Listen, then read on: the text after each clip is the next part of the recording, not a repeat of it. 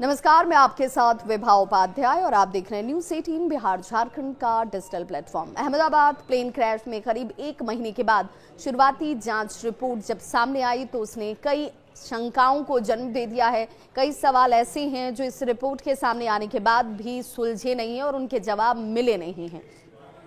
विमान का fuel switch था, उस स्विच को लेकर ये बार बार कहा जा रहा है कि ये स्विच ही बंद था और यही वजह रही इस हादसे की।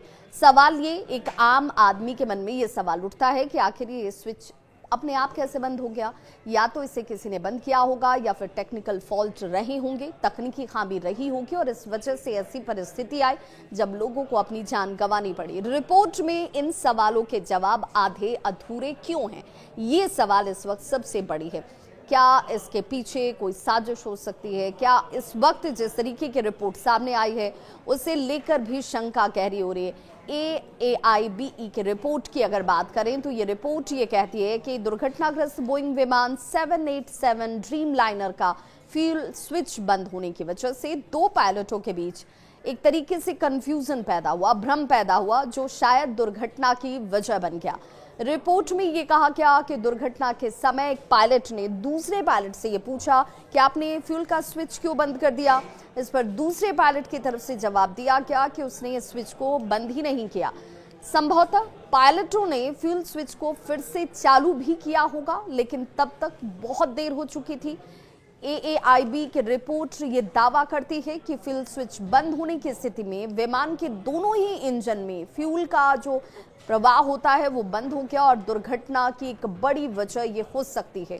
वहीं बोइंग के इस मामले में सफाई सामने आती है और अमेरिका की सरकारी एजेंसी है फेडरल एविएशन एडमिनिस्ट्रेशन, जिसे FAA और बोइंग ने नोटिफिकेशन जारी करते हुए कहा कि बोइंग प्लेन ने फ्यूल स्विच लॉक बिल्कुल सेफ है। हालांकि सोशल मीडिया पर लोग ये सवाल जरूर पूछ रहे हैं कि क्या ये अमेरिकी सरकार की साजिश है जो बोइंग को बचा रही है। FAA ने यह भी कहा कि फ्यूल कंट्रोल स्विच का डिजाइन, लॉकिंग फीचर्स बोइंग के अलग अलग विमानों में एक जैसे ही होते हैं, फिर भी हम इस खतरे की स्थिति को मानते नहीं हैं जिसके लिए किसी भी बोइंग विमान मॉडल पर एयर वर्थनेस डायरेक्टिव देने की जरूरत पड़े। FAA और बोइंग की ये नोटिफिकेशन 11 जुलाई को अहमदाबाद लंदन प्लेन क्रैश की प्रारंभिक रिपोर्ट के बाद सामने आई, जिसमें engine fuel cut off switch पर सवाल खड़े किए गए। फ्यूल कंट्रोल स्विच विमान के इंजन में फ्यूल के बहाव को कंट्रोल करता है और सोशल मीडिया पर लोगों की तरफ से कई तरह के सवाल जो हैं इस वक्त उठाए जा रहे हैं कि आखिर अमेरिकी सरकार बोइंग को क्यों बचा रही है। एयर इंडिया ने 2019 में बोइंग के निर्देश के बाद पिछले 6 महीनों में बात करें तो अहमदाबाद लंदन बोइंग 787-8 फ्लाइट के थ्रस्ट कंट्रोल मॉड्यूल, जिसे TCM भी कहा जाता है, उसे 2 बार बदला। अब आप अंदाजा लगाइए कि 6 महीने में 2 बार इस स्विच को बदला जाता है। एक सामान्य मानवीय की भाषा में अगर आप समझेंगे तो जिस स्विच को इस पूरे हादसे की वजह बताई जा रही है वो 6 महीने में 2 बार बदली गई। सवाल ये कि आखिर ऐसा क्या हुआ जैसे सालों साल चलनी चाहिए थी वो 6 महीने में 2 बार बदली जाती है, और क्या उसमें तकनीकी खामी नहीं होगी? क्या इस खामी को अमेरिकी जिस पूरे एविएशन की बात की जा रही है वो साजिश के तहत बताने की कोशिश कर रही है कि भाई ये तकनीकी खामी की वजह से हादसा नहीं हुआ, पायलट्स की गलती की वजह से यह हादसा हुआ?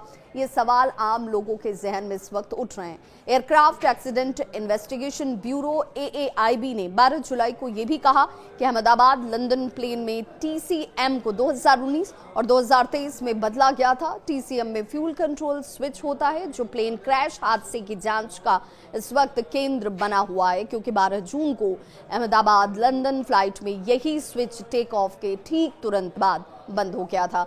अब ऐसे में लोग ये जानना चाहते हैं कि क्या यहाँ तकनीकी खामी थी और इसी खामी को हादसे की बड़ी वजह मानकर रिपोर्ट सामने आनी चाहिए थी, लेकिन ये रिपोर्ट साफ क्यों नहीं है, इसमें हादसे की क्लियर जानकारी क्यों नहीं है, ये अपने आप में संदेह पैदा करता है। इस खबर पर क्या है आपकी राय, बताइएगा जरूर कमेंट बॉक्स में मेंशन करते हैं।